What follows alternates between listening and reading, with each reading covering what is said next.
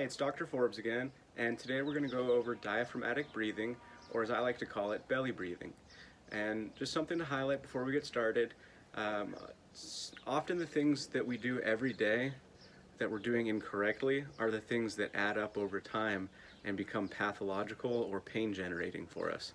And what else do you do more than breathing every day?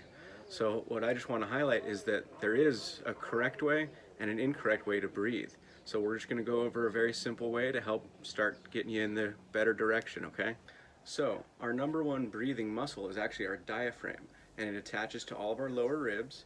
And the problem is that a lot of us don't use our diaphragm the way that we're supposed to when we're breathing. And a lot of us, what we've developed or we've trained ourselves over time is to be chest breathers. And what you see is it's shallow chest breathing, and what you're doing is you're recruiting other muscles like your traps, and you're recruiting muscles that are not really respiratory muscles to take on the job of doing respiration because you haven't trained your diaphragm to do that for you. And shallow chest breathing adds up and it can become pathological. In fact, it can lead to a multiplicity of different health issues.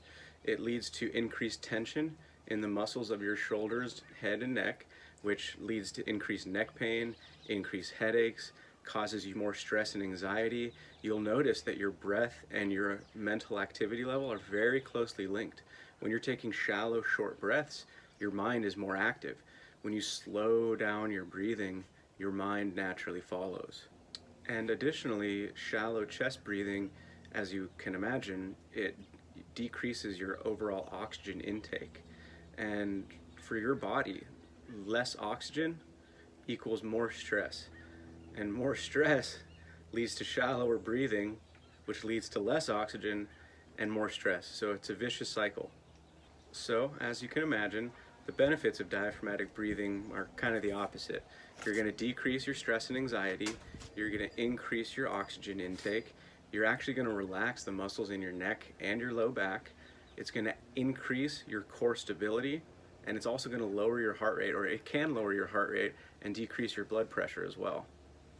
Alright, so to get started, you're going to lie on your back facing up, knees bent to about 45 degrees. You're going to take one hand, place it on your belly, take the other hand and place it on your chest. And what you're going to really focus on is you're going to be breathing in and paying attention to which hand rises first.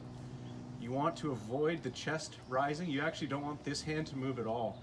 You should be breathing in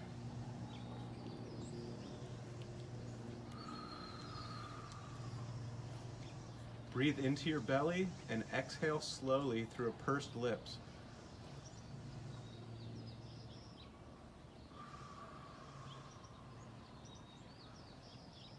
Each inhale should take about 4 seconds, and each exhale should take about 4 seconds.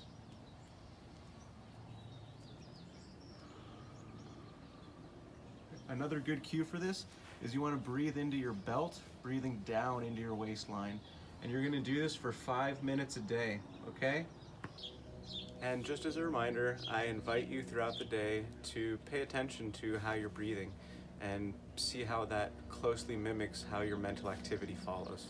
All right, good luck. Stay calm.